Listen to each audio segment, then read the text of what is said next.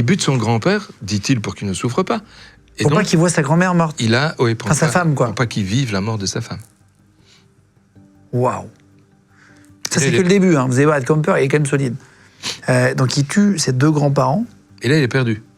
C'est lui qui appelle la police. Non, il appelle sa mère. Et c'est sa mère qui appelle la police. Il dit à sa mère, j'ai tué tes parents. Oui. Tes parents ou tes beaux-parents, je sais pas. C'est l'un ou l'autre. Je sais plus s'ils sont maternels ou paternels, les parents. En tout cas, il dit, j'ai buté mes grands-parents. La mère prévient la police, donc elle s'occupe pas de son fils. Elle dit pas, j'arrive. Elle vient pas. Elle téléphone à la police. C'est la police qui vient accueillir le gamin, et on se rend compte qu'il a quand même quelques troubles. Il passe en hôpital psychiatrique. Mais un gamin de 15 ans en hôpital psychiatrique pour délinquant, il rencontre pire que lui.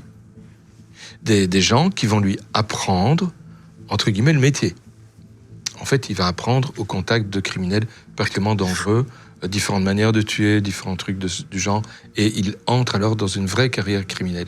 Il va donc partir en hôpital psychiatrique, mais il est resté pas très longtemps finalement. 5 ans et demi quand même. Mais 5 ans et demi, c'est pas beaucoup pour tuer 2 personnes. oui, mais il est reconnu, non pas coupable de meurtre, si, sans doute, mais avec une circonstance excuse, qui est qu'il est débile, il a un problème, quoi, il a un problème mental.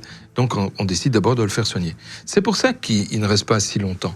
T'as le choix, hein. Soit on t'envoie en hôpital psychiatrique et on ne sait pas combien de temps tu vas y rester, ça peut être très court, mais ça peut aussi être très très long, soit on t'envoie en prison. Et ici, comme c'est un mineur quand même, ils ont préféré l'hôpital psychiatrique. Au bout de 5 ans et demi, donc il a 20 ans seulement, ils lui disent merci, au revoir, ils le foutent dehors. Donc du coup, on l'envoie où quand on le sort de l'hôpital? Chez sa mère, c'est le seul endroit où il peut encore tomber. Le père ne veut pas de lui et les grands-parents, il les a butés. Donc il reste maman, il retourne chez maman, qui n'est pas mieux avec lui que sa grand-mère ne l'était, qu'elle ne l'était avant. Alors là, on parle de tueur en série, mais pour l'instant, il a tué que ses grands-parents, entre guillemets. À quel moment il va passer à l'acte pour la suite? En 1972, là je le dis à la française, 72, c'est à ce moment-là. Il trouve 2 autostoppeuses, sous la menace d'un flingue, il les fait monter dans la voiture, il en met une dans le coffre, et l'autre, il lui passe un sac en plastique autour de la tête, il essaie de la tuer, il la plante de plusieurs coups de couteau, il la tue, il va dans le coffre et il tue l'autre aussi à coups de poing, à coups de poignard, de couteau. Donc en fait, il entre dans une espèce d'ivresse meurtrière. Il se rend compte qu'il aime tuer, que ça lui plaît. Et c'est ce qu'il va faire le reste de sa vie. Qu'est-ce qu'il va faire des corps, là?